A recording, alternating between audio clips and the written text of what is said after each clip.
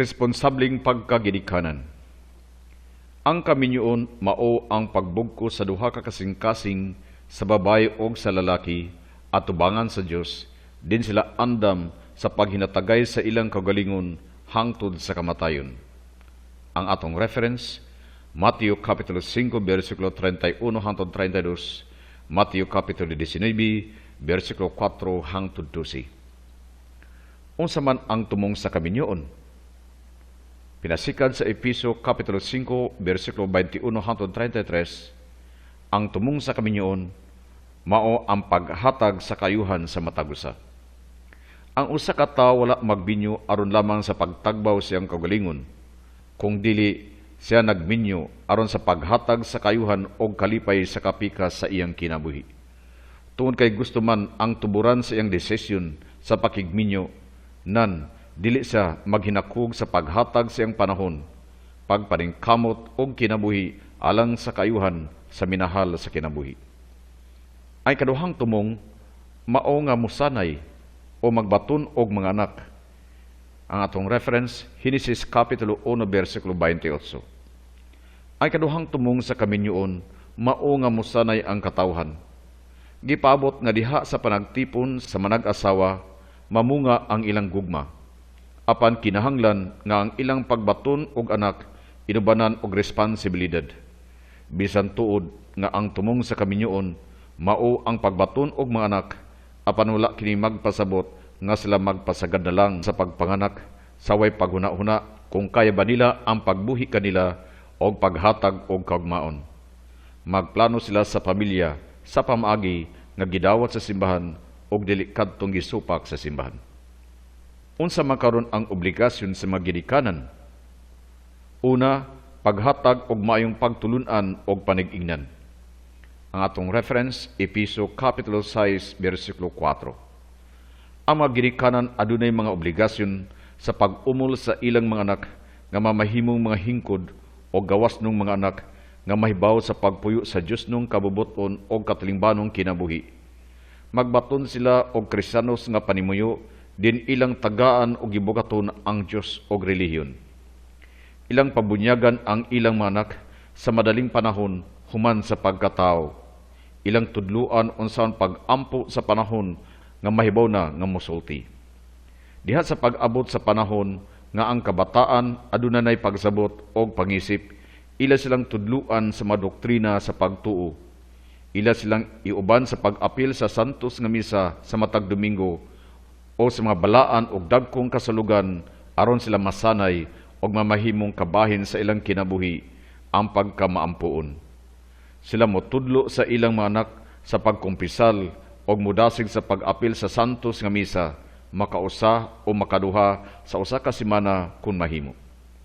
Muhatag sila og maayong panig-ingnan, pinagi sa pagbaton og lawhom nga espirituhanong kinabuhi og pakigdait ngadto sa bang mga tao.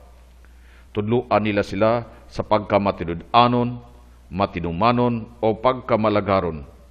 Tudluan nila sila sa pagrespeto sa katungod sa uban o sa pagrespeto sa awtoridad sa simbahan, nasod o eskwelahan. Ang mga ginikanan muhatag og panahon sa ilang mga anak nga makigdula sa uban, apan kinahanglan nga ilang bantayan kung unsang klase ang ilang gidulaan o sa 15 mga bataa ang ilang gikauban o gikadula nga modani kanila ngadto sa pagkadautan. Sa matag karon og unya, bantayan sa maginikanan kung unsang klaseng kalingawan ang gipili sa ilang mga anak, sama pananglitan sa mga salida, mga basahon, mga programa sa radyo o telebisyon. Ang maginikanan kinahanglan nga mahibalo sa mga moralidad nga nagpaluyo sa mga kalingawan nga gipili sa ilang mga anak ug andan sa pagbuyag o sa pagpalayo kanila kung kini makadaot kanila sa ilang pagtubo, pagsabot o sa paglantaw sa kinabuhi. Ang panimalay kinahanglan nga mahimong sentro sa katalimbanong kinabuhi sa mga anak, din gawas nun sila sa pagdala sa ilang mga kauban o higala ngadto sa panimalay.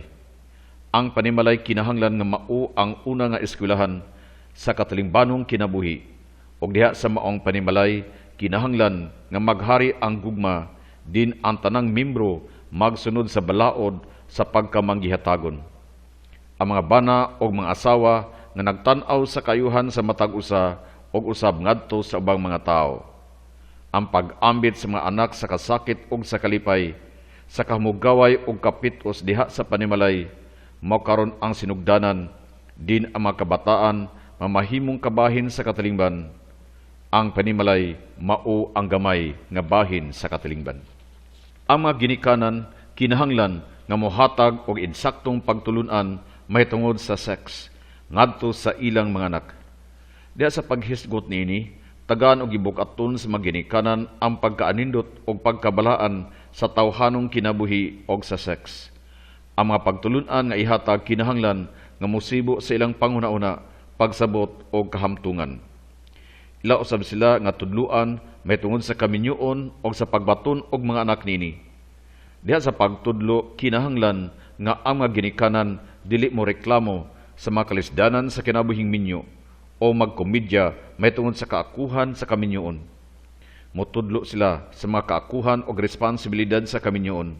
Apil na ang pag-awhag sa ilang mga anak sa pag-apil sa pagpuyo niini, pinaagi sa pagbaton mahamugaway nga panimalay. O kining pag-apil ipakita diha sa pagpanglimpyo, panluto, panahi, panlaba o pag-ayos sa mga butang nga nadaot. Magbaton usab sila sa kinabuhing malipayon o matinabangon. Kung ang anak adunay bukasyon ngadto sa pagkapari o pagkareliyoso, gipaabot nga ang mga ginikanan dili mo babag niini, hinuon mo dasig niini, apan dili ipamugos. Kini nga bukasyon sa ilang mga anak usa ka panalangin nga gihatag sa Dios ngadto sa inahan og samahan. Kaduhang papel sa mga ginikanan motubag sa panginahanglan sa mga anak. Ang mga ginikanan adunay dakong kakuhan sa pagtubag sa panginahanglan sa ilang mga anak sama sa pagkaon, pagsapot ug kapuy-an. Apan labaw sa tanan, adunay sila dakong kakuhan sa paghatag kanila og maayong edukasyon og kaugmaon. Magtan-aw ang mga ginikanan sa kayuhan sa ilang mga anak og ila silang ilikay sa makuyaw nga kahimtang nga maoy makadaot sa ilang kinabuhi og maayong panlawas. Ikatulong kakuhan sa mga ginikanan, mutabang sa uban. Ang mga ginikanan dili lamang maguna-una sa kayuhan sa ilang mga anak o pamilya, apan gipaabot nga andam sila sa pagtabang sa ubang pamilya. Adunay mga ginikanan nga nakabaton og mga anak, apan tungod sa kahimtang nga miabot sa ilang panimuyo, naglisod na sila sa pagbuhi sa ilang mga anak, labi na sa paghatag kanila og edukasyon og kaugmaon. Og dinhi ang pamilya nga naa sa arang-arang nga kahimtang, gipaabot nga motabang kanila. Labaw pa niini, adunay mga pamilya nga nagpuyo diha sa lisod nga moralidad, moral crisis, o gipaabot nga ang ubang mga pamilya motabang kanila diha sa espirituhanong pagsuporta. Kung ang usa ka pamilya anaa sa material nga kakuhan, pwede ang maong pamilya mosagop sa mga batang minailo o mga bata nga gibiyaan sa ilang maginikanan o gulay miangkon kanila. Ila silang dawaton isip membro sa panimalay. Gawas pa niini, kinahanglan nga ang mga ginikanan maabi-abihon sa ubang mga tao nga moabot sa ilang panimalay. Apil na dinhi ang mga kakuhan o mga higala sa ilang mga anak. Muhatag sila og mga tambag ngadto sa mga kabataan na naglisod sa paghimo sa ilang desisyon. Ilang lamdagan sila nga naa sa kalibog kung unsay ilang pagabuhaton. Ilang tabangan usab ang mga eskwelahan, diin nagtungha ang ilang mga anak aron ang maong eskwelahan makapadayon sa pagpadagan sa paghatag og mga pagtulunan. Ilang tabangan ang mga kasulunon sa pagpangandam sa ilang kaugalingon mahitungod sa kinabuhing minyo. Mugahin usab sila sa panahon sa pagtudlo sa ubang mga kabataan. Busa gidapit sila sa pag-apil sa programa sa simbahan, ang programa sa pagka-katekista. Gipaabot nga puy-an gayud sa mag-asawa ang ilang mga kakuhan o mga responsibilidad, isip bana o asawa, o isip mga ginikanan. Dili na karon sila maguna-una sa ilang kaugalingon, kung dili ang kayuhana o kalipay sa kinatibok ang panimalay. Busa ang matag usa mulagad para sa iyang mga minahal sa kinabuhi, yang itahan ang iyang kinabuhi para sa pamilya. ang iyang pamilya mao karon ang iyang kalipay ug kinabuhi. Kining ilang pagkaamahan ug inahan o kining ilang pagkaginikanan ngadto sa ilang mga anak walay kondisyon.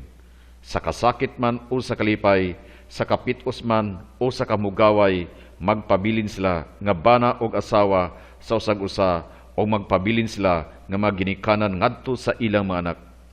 Diha sa kaminyoon, natural lamang nga adunay mga problema o panagladis, apan dili unta kini muhatod ngadto sa panagbulag o sa pagluib sa usag-usa. Hinunua, muhatod hinuon kini ngadto sa pagkahamtong sa ilang kinabuhi o mga kakuhan.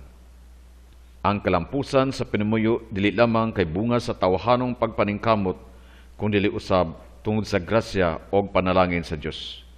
Busa ang tibuok nga panimalay, magbaton gayud sa kinabuhing maampuon.